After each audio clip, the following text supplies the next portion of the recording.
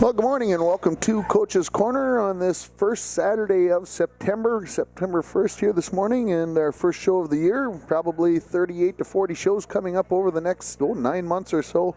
Happy to be back for our, I'm trying to think. This must be 15, 16 years of Coach's Corner on Saturday mornings. So we're happy to have you back and be back on the air. And hope you're been waiting patiently for the show to get restarted again. Let's go back to last night. A couple of Little Fork Big Falls Viking games took place last night. The volleyball team was on the road again as they were down in Reamer to take on Northland, and they improved to 2-1 on the season with a sweep of Northland 25-17, 25-19, and 25-12. Danielle Pekarski had 11 kills and 8 digs. Emily Fairchild, 6 kills. Marianne Gray, 14 set assists. Destiny Pekarski had 3 ace serves and 10 digs. And we'll hear more about this match and others right around 9:30 as Danielle Pekarski, Marianne Gray, and Megan Fairchild will be my guests in our third segment. The Little Fork Big Falls Vikings football team had their season opener last night down in Carleton, and as well, you might be aware there was a little weather around last night, and the game was stopped at halftime with Carleton leading by a score of 10-8. This game was originally thought that they would try to resume it today somewhere with a site to be determined and all the other stuff, but I received a text from head coach Dave Westerman this morning. This game is not going to be resumed today. It will be resumed at some point in the future at some site yet to be determined. Things are still in the works there, but that game will not be resumed today. So right now it sits at a 10-8 Carleton Bulldogs lead over the LBF Vikings. And when that game gets resumed and when we find out more details, you can look at the LBF Vikings Facebook page that I update, and we'll get it out on the radio and try to get everybody up to date as quickly as we can. Of course, with it being the opening weekend of football, usually you get a lot of Thursday games, a lot of Friday games, and some of those Friday games did not get played as they even got rescheduled from yesterday, even before they got started, to today. But some games that went final last night: Cook County 74, Onamia 0. Cloquet took on Esco 33-12. This game was called with 9 seconds left in the first half. It is a final score. They're only going to play a half of that game as Cloquet ran for almost 400 yards in the first half against Esco and beat them 33-12. McGregor lost to Lake of the Woods 58-22 in Baudette last night, and Grand Rapids lost to Moore 26-14. Some games that are rescheduled for today: Floodwood versus Mountain Iron Buell, Greenway Nashua Keewatin at Deer River, East Central is at Crosby Arrington, and Isle will be at Southridge. The Virginia Mesabi East game, I'm not sure if that game is going on today or not, but it was originally rescheduled for today, so we'll have to look more into that, whether that is going to happen. Well, for the Minnesota Twins, it looked like it was just going to be one of those nights again as they were in Texas and they trailed 6-0 after 4 innings. However, an 8-run inning in the 5th, which ties the Twins for their highest output in one inning, gave the Twins an 8-6 lead on their way to a 10-7 win down in Arlington. Mitch Garver was the star at the plate last night. He went 3 for 5 with 4 RBIs. Max Kepler and Joe Mauer each had 2 hits, and Jake Cave hit a 2-run home run, and Tyler Austin hit a solo shot, with both of those home runs coming in that big 8-run 5th inning. The Twins are now 63-71 on the season. They've got 28 games remaining, and my question to you is, can the Twins in September, with everything that's going on, they're over 14 games out of first place, they have no chance of making the playoffs, blah, blah, blah, can they get to the 500 mark? That would be my question. I'd like to see them get right around 81-81. That would be right about what I thought they might do. The same 2 teams tonight down in Texas, as the Twins will send All-Star Jose Barrios to the mound with his 11-9 record. The pregame starts at 6:35 on K104 with the first pitch at 7:05.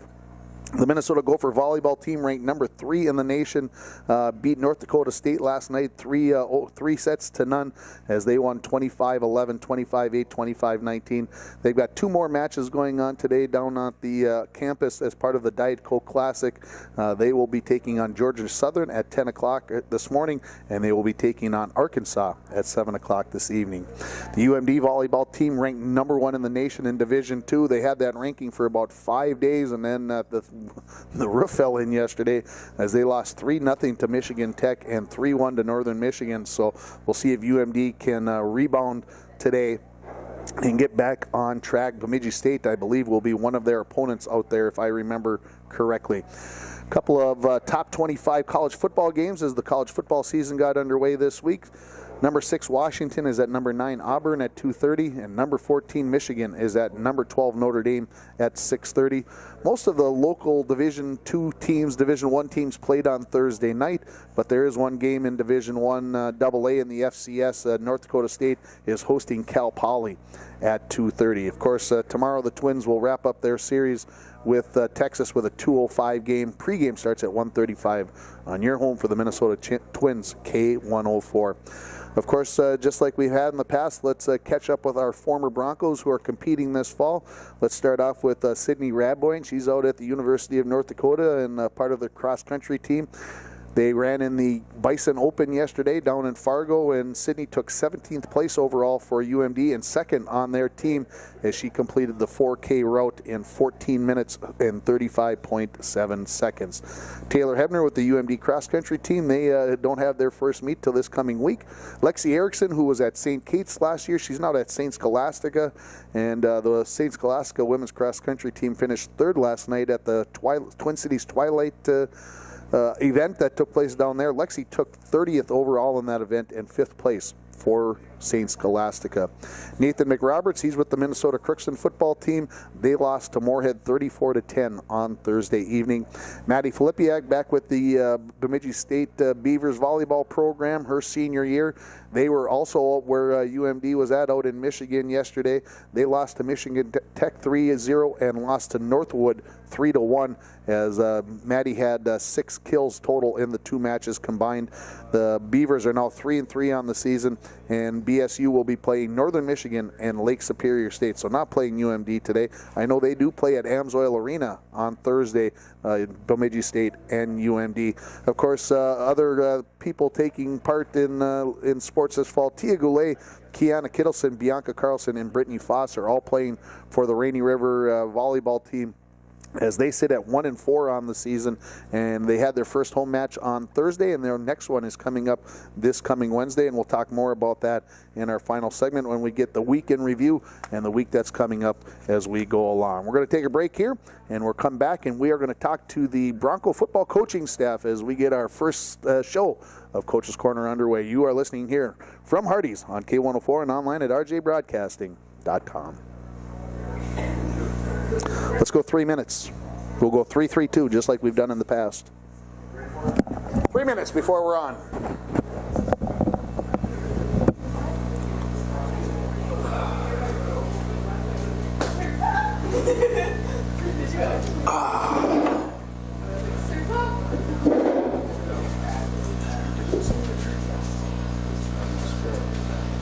Yeah, don't spill, man. Jeez.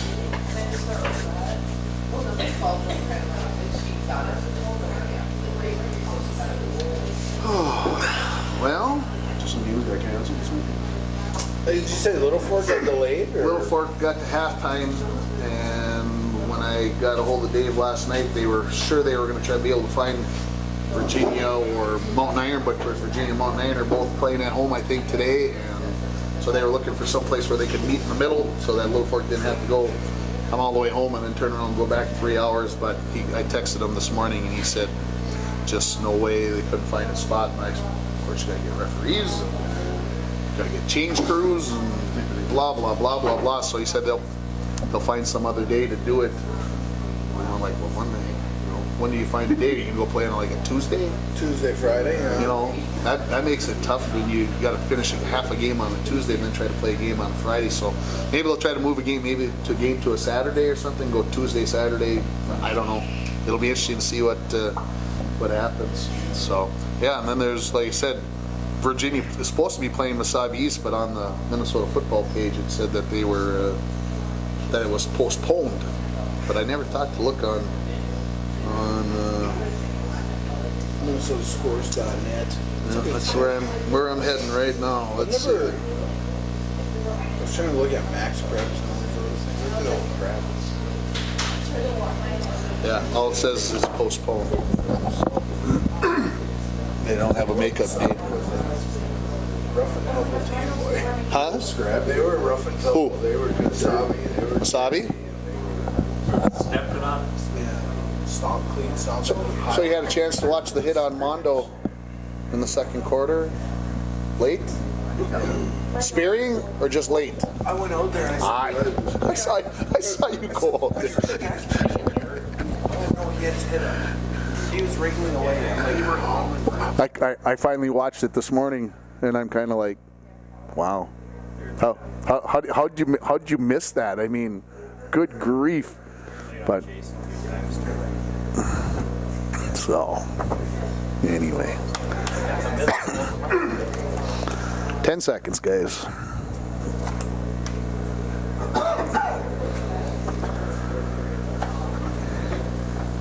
Well, welcome back to Coach's Corner for our second segment, joined by the coaching staff for the Bronco football team, head coach John Franke and assistant coaches Jared.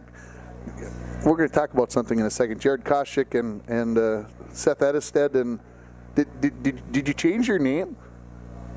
Oh, whoop! I got to give you a little volume there. Go ahead, answer that question again. No. Oh, well, they had you on the roster with an O. I thought maybe you'd gone whatever. So. Oh, I didn't notice that. Yeah. So anyway, I when I saw it the other day, I thought, well, I could never spell his name correctly in high school, whether it was an E and an A or an A and an E, and now he's got an O there, and I'm like, well, maybe I was really wrong for a lot of years. I made it easier for everybody putting an O in there. With an O in there would make it easier. Yeah, right? I agree. That's right. So, well, Coach Franke, second season here, and you've got a pre-fall underneath your belt and a game. How do you feel? Yeah, I feel really good. Excuse me, my voice is still cracking from all the yelling we did the other night. Really happy with the coaching staff, as a whole. We've really come together and collaborated and helped each other. Seth has been basically taking over the offense and Jared on defense, but yet, Seth's brother Jake has been helping, Cody Helene's been helping, of course, Coach Fogelberg, and it's been a really positive attitude at practice. And amongst the coaches, we had a lot of meetings, leading up to this season, and things are going really well. One of the things that I took away from the game the other night was I think we're finally going to have an air game. Yeah, we put the ball up 30 times on, and Jared hands the microphone over to the offense coordinator, thinking, well, geez, he's going to go that way with the question. 30 times. Are you trying to set a precedent, Coach? I know we talked about it earlier, but go ahead and we'll let you respond to that. I went to a nice dinner at my parents' house yesterday and had the program in front of us, and in the back there's the records, and the first thing my grandpa did was look inside and look at the completions and attempts, and we were at no point going for any type of records or anything yesterday. That's just we didn't even intend to go spread. Okay, so I'll ask the question because you made me think. Now, 16 completions. That's got to sit pretty high in the rankings. I think record 17. 17, so I think. So I didn't even think about that. I know 30 attempts was a little bit off the all-time high, but I knew as soon as you said you looked at the records, I'm like, 16's got to be pretty close. I'll ask the question: how well did Jace throw the ball on Thursday night? I'm very proud of Jace. I am very proud of Jace. Like I said, we had not intended to come out spread. We initial intentions were to run it down their throats, but we came out in that no huddle series and moved the ball so well. They weren't ready for that. I was very proud of Jace sticking in the pocket. He was calm under pressure. I don't think he made too many significant errors. He's got a little Houdini in him as well. Yeah, I'm not sure how he got away on that one. Yeah. I still don't. I'm still trying to figure it out. I watched it on film and still don't know how he got away. But that's part of the game, right? He's the fastest kid on the team. Well, he's got to get some more touches. Then is what you're telling me. Yeah, well, it's hard to balance that with not getting him too beat up. Also, I understand completely. It's like he's got the speed, but you're like, man, how many times do you want to risk it? Yeah, absolutely. So. You talk about being that they were surprised maybe that you came out spread. Okay, give the microphone back over here to Mr. How surprised were you to see the wishbone and two tight ends? We didn't practice, we did not go up against it at all. We were expecting them to come, twins, split, shotgun, like all last year, option. We said all week, even on Monday, Tuesday, Wednesday, look out for option, look out for pass, look out for option, look out for pass. And we were sitting there pregame, I'm like, well, this should be interesting because... That's exactly what I said because we started the pregame show and the interview was going on and I look down on the field and they're running wishbone with 2 tight ends, and I jabbed Georgia. I'm like, they're running wishbone with 2 tight ends. I said, we haven't seen this since 2008. I said, that's the last time, because that's when last year, that was the first year that Parendo was coaching. That was the last time they ran 2 tight ends with a wishbone. And I'm like, oh, this is going to be a whole new type of thing. And of course, I knew you guys were coming with something new. So all of a sudden, it was going to be, who's going to be able to make some adjustments on the fly? Well, and the biggest, the defense, just for them not seeing that. And, we'd preached since the start of summer ball, you do your job, the guy next to you does their job, we'll be fine. You fill your gap like you're supposed to, you do your responsibility, we'll be just fine. And, I thought our defense played phenomenal. I mean, they had the ball 5 times from the 20 and in, and I think they scored a total of 3 points. They had 2 long touchdown runs. That was just a breakdown. Not getting off the block, not doing your assignment. So we watch film, live and learn. Yeah, absolutely. That's what it's all about. And let's talk. You mentioned summer ball. Let's talk about the summer ball, Coach. You guys had things going, and it looked like you had a lot of kids buying in and participating this summer. How valuable was that going into the first game? Oh, it was huge. I think the whole attitude is different of the team, and we're as coaching staff also trying to keep everything more on the positive side and keep that positive, vibe rolling. We got some new kids out, which is great because we got a couple of big boys out on the line, but yet they're, haven't played since like 7th and 8th grade, so, that's on me to get them, kind of, I guess, clean everything up and get their technique down and stuff like that. And but that is one of the things on Thursday that we struggled a little bit was on the line, so we're definitely going to be working on that a lot this week. Got to give Jace a little more time to get the ball. He did get hit a few times after he threw the ball. Again, I want to limit that. I need to keep him healthy, and that's on our line, so that's kind of my department. And well, I know fixed up here this week. Seth and I were talking here earlier this morning. We were talking about Aiken's going to see the tape, and Aiken's going to be going, we need to blitz through A-gap because the Broncos couldn't handle that. As Coach just said, is that number one thing, get everybody on the same page? Even the running backs have to be a part of that blitz pickup package. I mean, they got to see where those blitzers are coming from and help the linemen out, correct? Absolutely. Yeah, we need to work on some footwork on the interior, keeping your eyes up and be ready. You might have the nose guard off to your left a little bit, but you got to be talking that middle linebacker is coming to your right side or whatever, and have your guard help pick that up. Yeah, absolutely. We got to be ready for it. I was surprised. Well, I shouldn't say totally surprised, but maybe more concerned. Maybe that's the right word for it, because I got the starting lineup and I noticed that we had 4 guys basically on the defensive line that had never started a game before, including 2 sophomores and a freshman, and I'm like, whoa, that's not a good sign. But Coach Koshik, you had to be pleased, and I'm going to say it this way, and I'm not trying to bolster anybody over anybody else on the team, but I thought you had 2 defensive ends that had never played in a high school football game before, and I thought they showed themselves tremendously.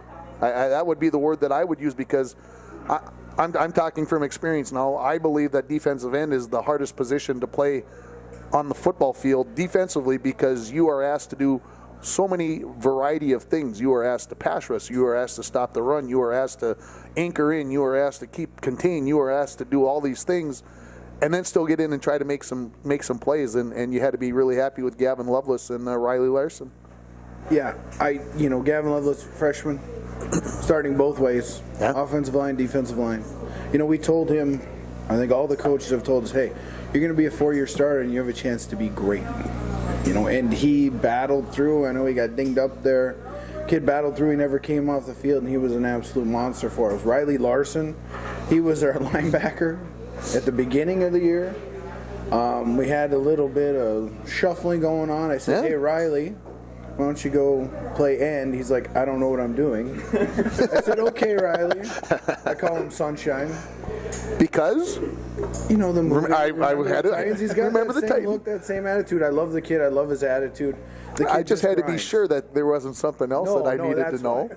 Because I like to know why the nicknames. I got to keep in, you know. Exactly. No, but he, the kid was all over the field. We literally put him in there.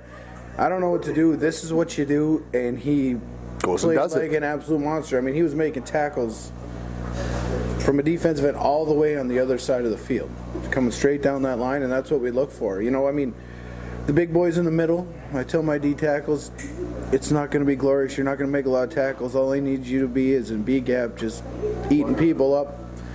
Let everybody else flow, and for the most part on Thursday, that's exactly what they did. So I was really happy with everybody. Well, then his performance on offense also. Huh? I mean, he had quite, I can't remember how many receptions he had, but he 7. He did a great job on offense also. He earned his Bronco chain yesterday.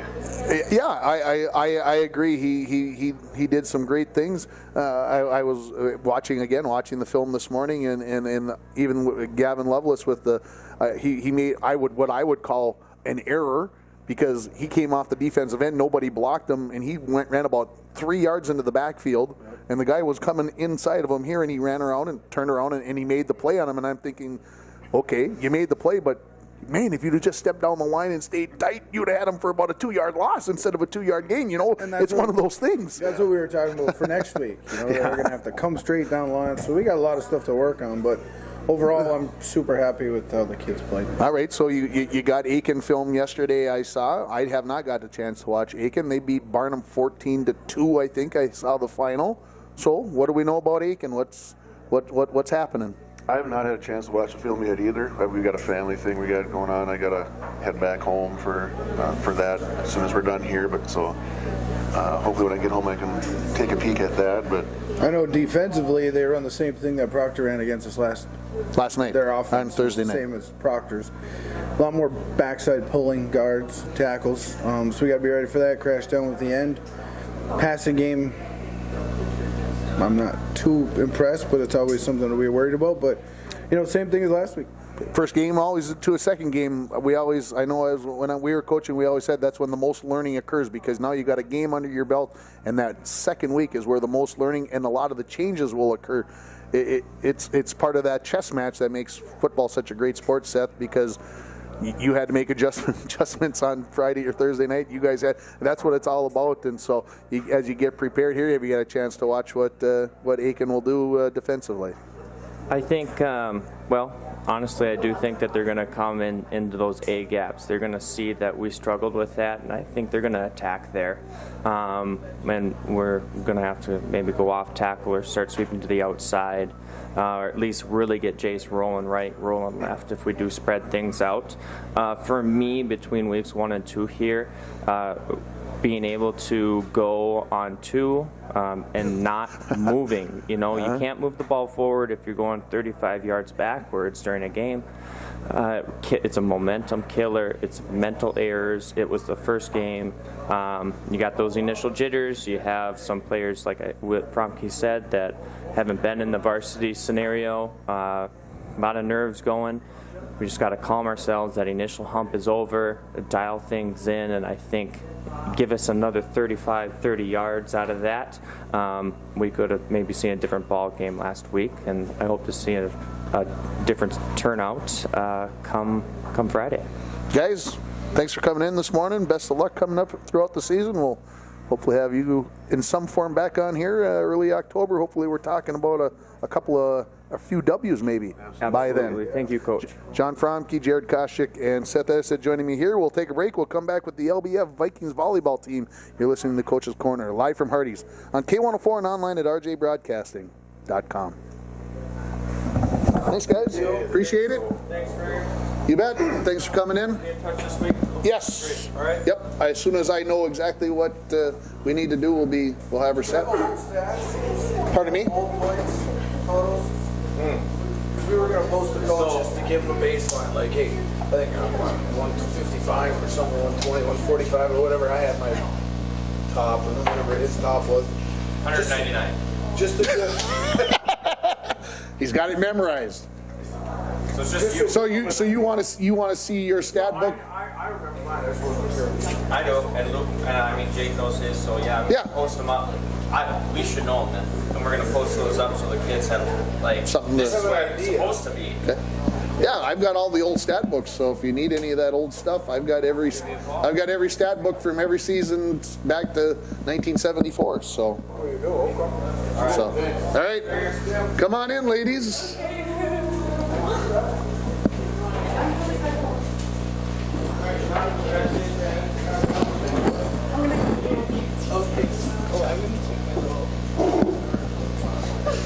Because?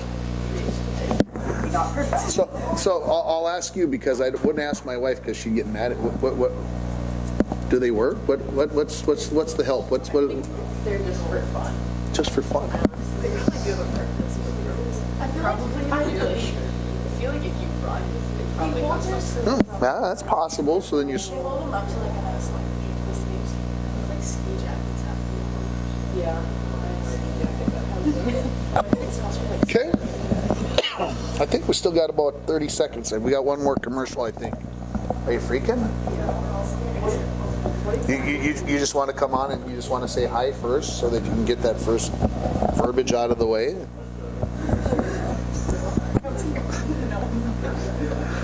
Last one here, Chad, if I'm following along correctly, or is there one more?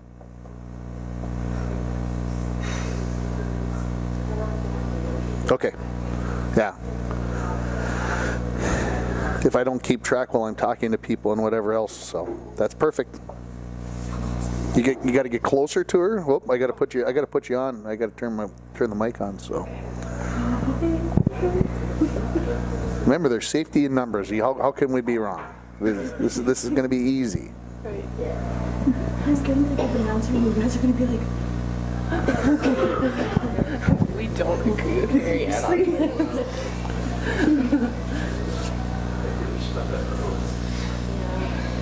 You guys say anything, I'll do it. Yep.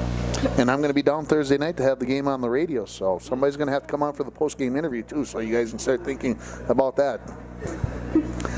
Welcome back to Coach's Corner for our third segment, joined by members of the LBF Vikings volleyball team, Danielle Pekarsky, Megan Fairchild, and Marianne Gray. And let's just get it right out because they're as nervous as heck. Let's keep it family friendly. They are freaking out over here, and that's okay because we're all gonna get a chance to say something. And Danielle, you set yourself in the hot spot. You're gonna get to go first because see it goes from left to right. I'm a math guy, so I work across the board and everything else. So it's been a very good start for this Vikings volleyball team. What have you guys been doing so well that has you guys with a 2-1 record? Well, we've been able to work really well as a team. We all get along great. We were all friends before, and it feels like a family. And that's Mrs. Hasfargen makes us refer to ourselves as family and stuff, but it definitely feels like we are a family. Well, Megan, I'll ask you this question. New head coach, so that changes things. That makes things feel different. How's it different from previous action and everything that's been going on? Well, we all love her. Yeah, she's not a new person to the school. You guys all know her. Yeah, she pushes us so much and just makes us better players too. Marianne, we were talking before when you were sitting over yonder that you guys are playing a 6-2 now, and that's a change, right? Yeah, it is. Is it? I'll put it this way: is it easier, harder, better, worser? I like running a 6-2 because that way in front and back we have 3 hitters all the time instead of just 3 and then 2. So that way everybody gets a chance to hit more. Now you're the setter. Yep. Main setter. Yeah. Yeah. Everybody's looking for you for the direction, and everybody's putting the money down. Hey, I need a few more sets over here. Yeah. Is it a good pressure or is it a bad pressure to be that person? I'm having a lot of fun with setting. I'm really having a lot of fun setting up my friends and getting them excited and getting the whole team excited. It's fun. Do you feel like she's dispersing the ball correctly? She's getting it to the right places. This is a time when I can have a little fun too. So is she doing a good job? Oh yeah, she had 14 set assists last night. And that makes it easy to go. So you guys started off last Thursday at Mesabi East and get a nice win there. What do you remember something in particular about that match? I know it's 9 days ago already, Danielle. Was there a big point, something in the match that kind of made things go well? Oh, Danny Erickson got a really good kill, and that it was just fired up instantly. It's amazing how one little play, one ball that's hit so nicely can go so well. Megan, we were down in Walker, right? We were in Walker on Thursday, not Hackensack or Akeley. We were in Walker, right? But that's who we played. A 3-set loss down there. What happened there? Because is Walker really good? Did you guys not play well? Was it the long road trip? Give us the straight answer. Walker was really good, but I also think like she said, like we weren't as pumped up.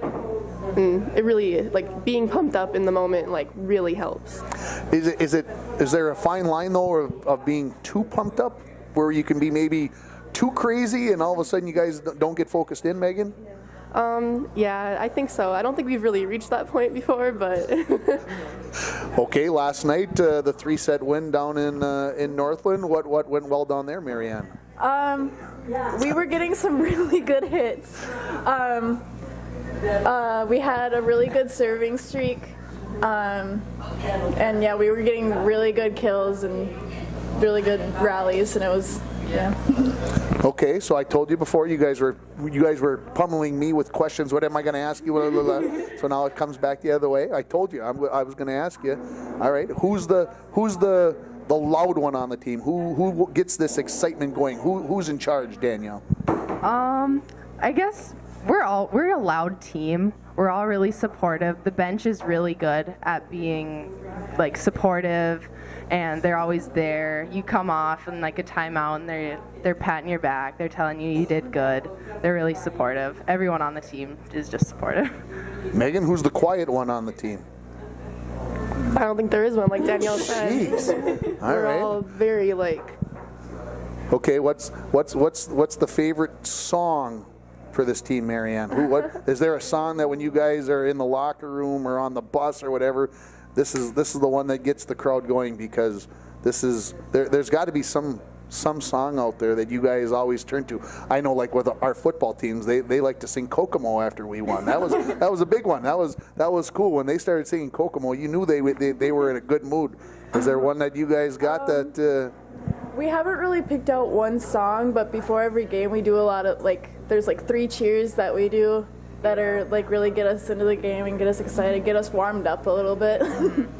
All right, voices going. Yeah. Get those voices going.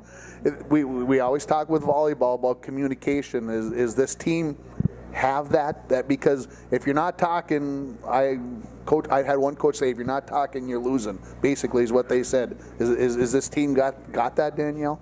We're very good at talking, but not always about the right thing. We talk a lot, but we definitely need to work on who's going to get the ball. Like if 2 people call it, who's going to take it, and help with the sets if the setter can't get there. But I don't think it'll be very hard because we like to talk so much. Yeah. All right, we've got games coming up. Big Fork is at home on Thursday. No game on Tuesday, right? We play Ely on Tuesday. Ely on Tuesday, yes. Because I was thinking that had got changed because International Falls changed their game with Ely. But so you got Ely at home on Tuesday or on the road? On the road. On the road. So 4 road games. Then you guys get a home match against Big Fork coming up. Which one of those matches, Megan, this week is the bigger of the 2? I think I know the answer. Big Fork. We're so excited to play them. Hey, why would it be Big Fork? What is it about Big Fork that makes what is it about the rivalry with Big Fork that makes it the rivalry for you guys? Little Fork, Big Fork. Little Fork, Big Fork. Fork Town. There you go. See, I kind of figured. What is it about Big Fork that makes them a good opponent and something that they do coming into this match that's going to make things very exciting on Thursday night? I mean, they beat us last year, but we definitely have a better team chemistry this year, and I think we can take them. Okay. You've got obviously a full season of games coming up, Marianne. Is there a game out there that you've got maybe X'd on the calendar that say, hey, this is a team that we're looking at? Let's see, who might that be before? Yeah, go ahead. The Falls. The Falls. We're really excited to play the Falls. It is well, it obviously is location, but what is it about the match? Is it because you know everybody? Is it because the two towns are so close, or is it just because that's what's been instilled in you guys forever and ever, that this is the match? Go ahead, whoever wants to take that one. Yeah, a little bit of both, or All of that? Yeah. They lost a lot of people, so there's going to be a lot of new faces out on the court. But we have quite a few new faces on the court too. Okay, so let's talk about those faces. Obviously, we've got you three sitting here. Who else? Who are the main 8, 9, 10, 11? Megan, go ahead. Who else is getting significant playing time for the Vikings early on? Well, we've got Destiny Pekarsky, a freshman, Danielle's little sister. She is new to varsity this year, and she's a very strong middle hitter. Did she have time? She shot 30,000 shots. Did she have time to hit a volleyball? Not really, no. Not really. Okay. Anyway. No. And who else? Keep going. So you got Destiny and Nissa, who's our other setter. She's new too. Nissa. Give me last name. Nissa Thomas. Thomas. Thank you. Who else? Emily Fairchild and Danny Erickson. They're not new, Right. but it seems like they're doing really good this year. Okay. It's not that they didn't play as much last year, but it just they seem like they're thriving this year. Yeah. Marianne, you got something you want to add to that? Yeah, they seem like they're like a whole new person. Like they're hitting a lot more aggressive at the net. It's going really well for them. Okay, I let Marianne answer the question about who we're looking forward to playing. She said the Falls. Who else? Who else is on the schedule, or are all the other teams kind of all sitting kind of there even, or is there somebody else out there that, even if it isn't necessarily a rivalry game, but maybe you look at it as a measuring stick? If we play really well against this team, this means that we've got things going in the right direction. I like to play Hill City, just because our skill level is really comparable, and we just seem to play better when we play them for some reason. I don't know. Okay. Northwoods is also really good, though. Northwoods is really good. Megan? Yeah, I'd say Northwoods too. We played them in the captain's tournament a few weeks ago, and they were really good, but we kept up with them. So now I want to take them down. Okay, so we've kind of talked about who you want to play. You mentioned Northwoods. Do you guys kind of look at the other teams in the section and go, these are the favorites? These are the teams that are sitting out there that are the best teams. Do you guys look at that, or do you guys just not worry about that and you just take care of yourselves? Marianne, you want to? I think we take it one game at a time. Yeah. Yeah. Just you beat one team, you go on to the next, and just keep moving down the season. So we're not looking at saying Northwoods is the best team in Section 7A or Carleton or any. We're not worried about those kinds of things. This is not on the radar. We don't worry about those things. Maybe just a little in the back of your head you worry about it, but somebody else has to worry about that stuff, like me, like the press. They need to worry about those kinds of things. Okay, so what else? What else do we need to talk about? Who else? What has happened pre-fall? Something significant? Did you guys go out to the chopping wood or something? Something interesting that the team has done through the first few weeks of practice? You guys do anything fun like that? Oh yeah, we had a captain's tournament. Which means what? Explain that. Megan mentioned it a little bit earlier. Explain what that is. No coaches for any of the teams. It's reffed by teams. Okay. Teams playing it, and it's I don't know what his name is. Brian puts it all on, and we pretty much just have to go with the flow. And it was pool play, and then we got seated. And we didn't do very good in pool play, probably because it was so early in the morning. But in playoffs, we won every game and won our division. That's very nice. How about for you, Megan? What maybe something significant? Maybe, like I said, even in practice, something that maybe you guys have changed up, something new in practice that you guys do. Like, I don't know, maybe you guys go high jump the net or something. Or it seems like since 7th grade, there's been a very strict practice plan that we've been following. you get to practice, you run, you stretch, you pass, you serve, you hit. And that's like every single day. But this year, like, Mrs. Aspargan has just like taken it her own way, and it's like really cool to do something different that pushes you and makes you a better team. So in other words, you're going into practice and you have no idea what's going to happen that day. Is that what you're kind of saying? And But it's nice. And It's it's nice nice. for that. How about for you, Marianne? Was something new that's happened this year? I don't know. Yeah, just the practices. I like that we're changing things up a little bit. Like new team, kind of new season, new coach, and new warm-ups and practice. And I think it's good that we change that stuff up just to get a new mindset. Ladies, I appreciate you coming up early. You guys were here really early. I figured with you guys being in Reamer last night, I was figuring like 9:25 they'll be rolling in. They'll be doing the rubbing of the eyes things, but you guys were here like 8:50. I appreciate you guys driving up. I know it's tough to do, but I appreciate you guys coming up. I wish you best of luck. I'll see you guys on Thursday, and of course we'll see you for the Falls game coming up on Thursday the 20th. Danielle Pekarsky, Megan Fairchild, and Marianne Gray joining me here. We'll take a break. We'll come back and we'll wrap it up here from Hardy's. You're listening to Coach's Corner on K104 and online at rjbroadcasting.com. See how easy that was? Yeah. No problem. Thank you so much. You're welcome. Thank you again for coming up. I appreciate it. Do you want us to sit? Yep, that'll be perfect. Thank you. Perfect. Hey, thank the guys at the counter. They make it all happen. It's Dave Peterson. He does all that stuff for you guys. So drive safely. Yep. I lost $5. You lost $5. I know where it is. Thanks again. Yep.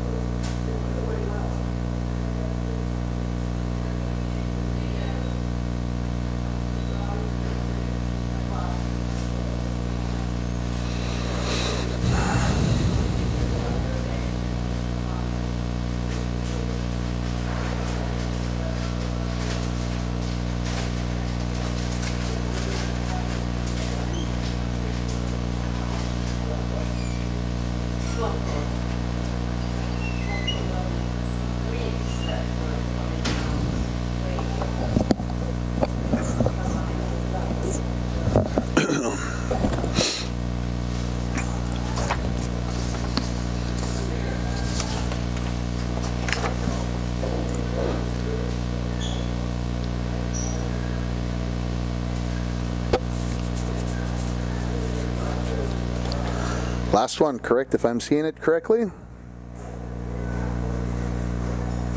Perfect.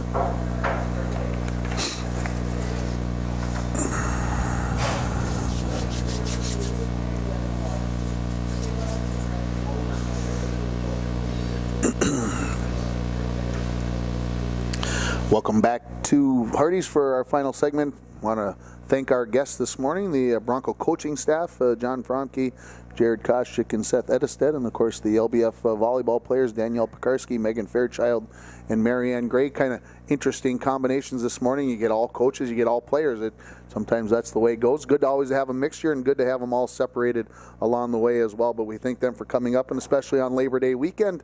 Always tough to find people that are around, so I appreciate them taking time out of this very nice weekend. Hopefully the weather will stay nice the rest of the way. I know we're supposed to have a little rain maybe tomorrow morning, but hopefully it turns out to be a great weekend. And of course Labor Day on Monday with everything going on, of course the picnic downtown and all the rest of that stuff. And I knew I was going to forget to do this. I heard about this last night, but I know Eric Walls last night winning the club championship out at the River Golf Course yesterday, shooting a 64, not too shabby, with 10 birdies and a couple of bogeys.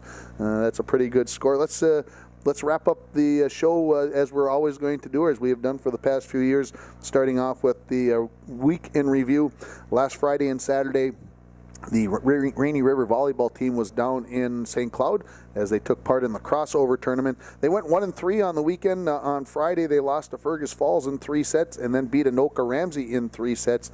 And in that win against Anoka Ramsey, Kayla Klosted led the way with 11 kills, and Allison Satri had 13 digs. On Saturday, the ladies lost a couple of matches. They lost to Minnesota West in 4 sets. Jordan Airy of Baudette had 11 kills. Kayla Klofstead, who's from Silver Bay, she had 9 kills. Chelsea Cabate from Port Francis and Bianca Carlson from the Falls had 8 kills each. Bianca also had 22 set assists for the Falls, for the Rainy River. You got to break that habit here soon. And Cora Martin from Red Deer, Alberta, also had 11 set assists in that match. In the last match of the day on Saturday, Rainy River lost to St. Cloud Tech, and in that match, Allison Satre had 19 digs. There was no local action on Sunday or Monday. On Tuesday, the Bronco volleyball team in a game that was heard on KGHS 12:30 a.m. And as long as I've got this opportunity, some of you may not know, KGHS 12:30 a.m. is now on 95.3 FM. Same songs, except that it's on the FM station in stereo and the whole 9 yards. So when we are doing Bronco games, and you're going to see probably a little bit more of this, some of the Bronco and LBF games will be on the AM and the FM on 95.3 FM. So make sure you're aware of that. If you're looking for the Bronco game on K104 and you think it's supposed to be on, it might be on KGHS 12:30 a.m. and 95.3 FM. And that's where we were on Tuesday night, as the Bronco volleyball team was down in Northwoods. The Grizzlies won the first 2 sets convincingly by scores of 25-16 and 25-8. The Broncos then bounced back, actually trailed by quite a bit in the third set, then came back and won the third set 25-23, but the Falls could not keep that momentum up as they lost in the fourth set 25-11. Mariah Leahy had 7 kills, 4 blocks, and an ace serve in that match. Tennyson Amdahl had 4 kills and a block. Libby Megan's 3 kills and an ace serve. Sarah Caulfield had 15 digs. Maria Vollum had 14 digs, and Chloe Sullivan had 3 blocks. No local action on Wednesday. Thursday, very first busy day of the local sports season, as 5 teams, in action on Thursday. The Bronco girls swimming and diving team got their season opened up as they were in Hibbing. Emma Erickson took first in the 200 free. Amelia Stewart took first in the 50 free. And Taylor Sears first in the 100 breaststroke. And then second place is for Stewart in the 100 free. Haven Pellin in the 100 butterfly. Gracie Bowles took second in the 500 free. And Macy Marcotte in the 100 backstroke, as Hibbing won the meet by a score of 106-77. The Bronco football team, as we heard in our second segment tonight, opened their 2018 campaign at home against the Proctor Rails. The Rails, who are the defending section champions, were pretty much decimated by graduation. They lost 19 starters to graduation and had some serious pre-fall injuries, but they managed to get a field goal in the first quarter, a second quarter touchdown run, and a safety and a touchdown run in the third quarter to defeat the Broncos 19-0. Jay Celine was 16 for 30 for 144 yards passing in the game. Armando Barrios had 6 catches for 61 yards, and Riley Larson had 7 catches for 59 yards for the Broncos. The Bronco volleyball team fell to 0-3 on the season as they lost on the road at Mountain Iron Buell 25-20, 25-12, and 25-19. Mariah Leahy led the way with 3 kills. Tennyson Amdahl had 2 aces and 2 blocks, and Chloe Sullivan had 4 ace serves. The LBF volleyball team dropped a road match at Walker Hackensack Akeley as they were swept 25-18, 25-15, and 25-9. Danielle Pekarsky had 4 ace serves, and Destiny Pekarsky had 5 blocks and 9 digs. The Rainy River volleyball team had their first home match of the season on Thursday. They lost to Mesabi Range in 4 sets, 25-18, 25-21. Rainy River came back and took the third set 25-20 before Mesabi Range won set 4 25-23. Kayla Klofstead had 8 kills. Summer Leonard had 11 kills. Bianca Carlson 22 set assists, and Allison Satre had 16 digs. Yesterday, the LBF volleyball team improved to 2-1 on the season as they swept Northland 25-17, 25-19, and 25-12. Danielle Pekarsky 11 kills and 8 digs. Emily Fairchild had 6 kills. Marianne Gray 14 set assists, and Destiny Pekarsky had 3 aces and 10 digs on her part. The LBF football team was down in Carleton. They got 24 minutes in the books. They played until halftime. The score sits at 10-8 in favor of Carleton, and that game is not going to be resumed today. It'll be resumed at some point in the future, and again, as soon as we know, we will let you make you aware of what's going on there as far as rescheduling the second half of that game, where it's going to be at, and how that is all going to work. It's time to talk about the schedule coming up. There's going to be no action today, there's no action tomorrow, and there's no action on Monday with it being Labor Day weekend. Most of the high school sports don't occur during that. But on Tuesday, the International Falls volleyball team will be down in Aurora to take on Mesabi East, and the Vikings volleyball team, as we mentioned, will be in Ely to take on the Timberwolves. On Wednesday, the Rainy River volleyball team will be at home as they will be taking on the Hibbing Cardinals at 6:30. So let's go out there. Remember, 4 former Broncos playing for Rainy River, so it'll feel just like you're partially watching the Broncos on Wednesday night. On Thursday, I'll be down in Little Fork as the Little Fork Big Falls Vikings volleyball team takes on the Big Fork Huskies. That match will start at 7 o'clock, pregame at 6:45, and that game will be heard on K104 and online at rjbroadcasting.com. The Bronco girls swimming and diving team will be at home on Thursday for their first home meet of the year as they will be taking on Eveleth Gilbert. Remember, that gets started at 4:30. The new bleachers will be in the Falls High pool area, so you can go check that out as well. The cross-country teams from International Falls will have their first meet of the year as they'll be over in Roseville for a 4 o'clock meet. On Friday, the Bronco football team will be down in Aiken. We will be getting a feed, so for the first time in, I don't know, folks, might be close to 8 years, I will not be broadcasting the Bronco football game. That will be a very weird, as we'll be getting a feed from our sister station down from Aiken on Friday. The Fort Francis football team will be up in Winnipeg as they will be taking on Churchill at 5 o'clock. The LBF football team will be in I believe in Kelliher to take on Kelliher Northholm. I don't know for sure whether that game's in Kelliher or Northholm, but that's where the Vikings will be. And then next Saturday, the Bronco volleyball team will be down in Greenway for a tournament down there, an all-day tournament. The Fort Francis Lakers, who got training camp started this week, they will have their first preseason game on Saturday as they will be down at in Hoyt Lakes to take on the Minnesota Iron Rangers. The Rainy River volleyball team will be back down in the cities as they will be at the Anoka Ramsey tournament on Saturday. And of course, we'll have Coach's Corner next Saturday morning at 9:05. We'll have the Bronco cross-country teams as my guests next week. Thanks to Chad back at the station for pushing the buttons. Thanks for everybody here at Hardy's who took care of our guests this morning. But most of all, thank you for listening. This has been our first show of many of Coach's Corner as we head through the 2018-2019 season. You've been listening live from Hardy's on K104 and online at rjbroadcasting.com.